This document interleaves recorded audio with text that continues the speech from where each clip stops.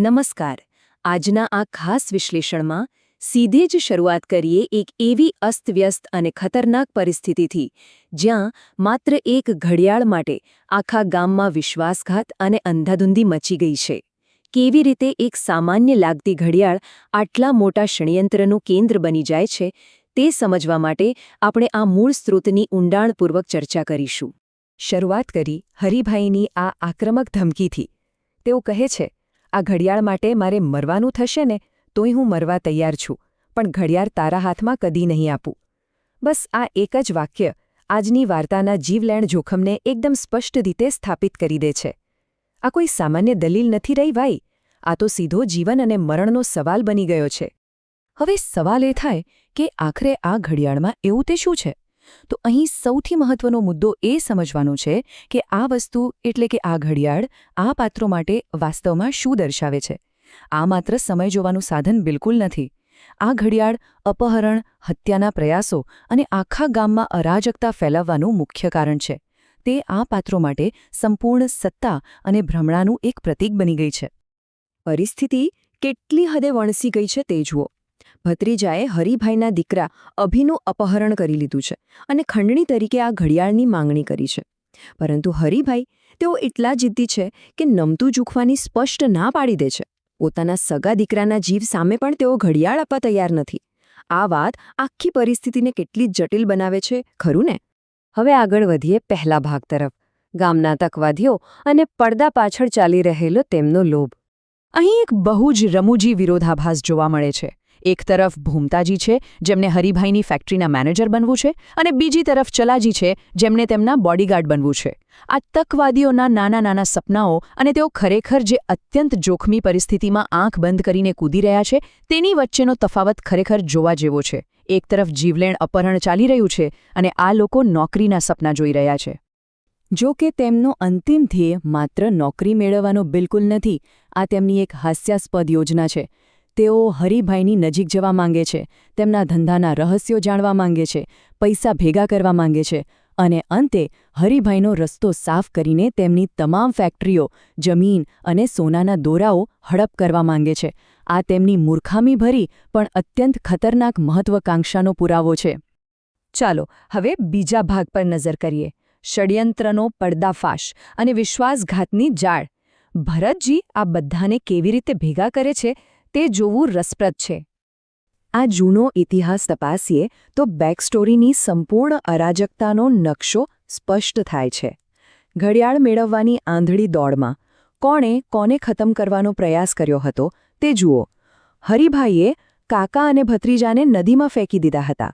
હરિભાઈના દીકરા અભિને જ એક હત્યારા તરીકે મોકલવામાં આવ્યો હતો અને ભત્રીજાએ ખેગારજી પાસેથી રિવોલ્વર ચોરી લીધી હતી. આ બધું દર્શાવે છે કે આ લડાઈ કેટલી જૂની અને ખરેખર કેટલી ઘાતક છે. આ બધી દલેલબાજી વચ્ચે અચાનક એક આશ્ચર્યજનક હકીકત બહાર આવે છે જે બધાને મૂંઝવણમાં મૂકી દે છે. મોટો પ્રશ્ન એ થાય છે કે હરિભાઈએ એ ઘડિયાળ પાછી કેવી રીતે મેળવી જે દરિયાના તળિયે ખોવાઈ ગઈ હોવાનું મનાતું હતું. આ દરિયાઈ કોયડો વાર્તામાં એક નવો જ વળાંક લાવે છે અને ઘડિયાળના રહસ્યને વધુ ઘેરું બનાવે છે.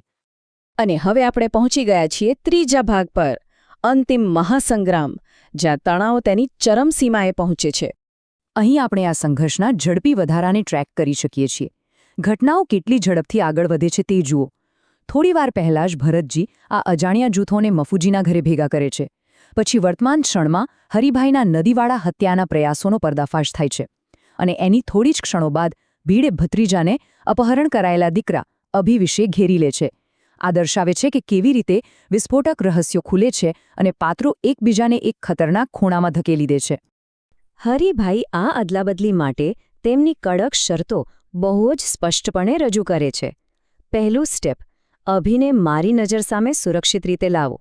બીજું સ્ટેપ, પછી જ ઘડિયાળ મેળવો. બસ. તેઓ ખાલી વચનોના આધારે ઘડિયાળ સોંપવાનો સ્પષ્ટ ઇનકાર કરી દે છે. આ શરતો બિલકુલ બદલી ન શકાય તેવી છે, જે આ વાટાઘાટોને વધુ મુશ્કેલ બનાવી દે છે. અને આ જ બાબત પરિસ્થિતિને ઓર વણસી દે છે. ગ્રામવાસીઓને અહેસાસ થાય છે કે એનો છોકરો તો એના કરતાં પણ ડેન્જર છે, એ તો કાચિંડા જેવું છે. જો અભિને પાછો લાવવામાં આવે તો પણ મોટું જોખમ છે, કારણ કે તે અગાઉ એક હત્યારા તરીકે મોકલવામાં આવ્યો હતો. આ વાત પ્રસ્તાવિત અદલાબદલીને અત્યંત અસ્થિર બનાવી દે છે. કોઈને ખબર નથી કે અભી પાછો આવતા જ શું કરશે. તો હવે એક મોટો પ્રશ્ન ઊભો થાય છે. એક તરફ હરિભાઈ પોતાના દીકરાની માંગણી કરી રહ્યા છે અને બીજી તરફ ભત્રીજો ઘડિયાળની માંગણી કરી રહ્યો છે. તંગદિલી હવે ખરેખર તેની ચરમસીમાએ પહોંચી ગઈ છે. આ ભયંકર સંઘર્ષમાં આખરે કોણ પહેલાં તૂટશે? બંને પક્ષો પોતાના નિર્ણય પર અડગ ઊભા છે. અને આ જ તણાવ વચ્ચે એક અત્યંત નાટ્યાત્મક વળાંક આવે છે. ભત્રીજો અચાનક આખી ભીડ પર રિવોલ્વર તાંકે છે. આ એક જ હરકત શાંતિપૂર્ણ વાટાઘાટોની કોઈપણ આશાને સંપૂર્ણપણે ચકનાચૂર કરી નાખે છે. હવે વાત માત્ર દલીલોની નથી રહી. મામલો સીધી ધમકી અને બંદૂકની અણી પર આવી ગયો છે. પરંતુ સૌથી મોટા આશ્ચર્યની વાત તો એ છે કે મફુજી અને ગામ લોકો પીછેહટ કરવાની જરાય તૈયારીમાં નથી. તેઓ હિંમતપૂર્વક ભત્રીજાને બૂમ પાડીને કહે છે, રિવોલ્વરને સાઈડમાં મૂકી દે અને મેદાનમાં આવી જા, પછી ખબર પડે.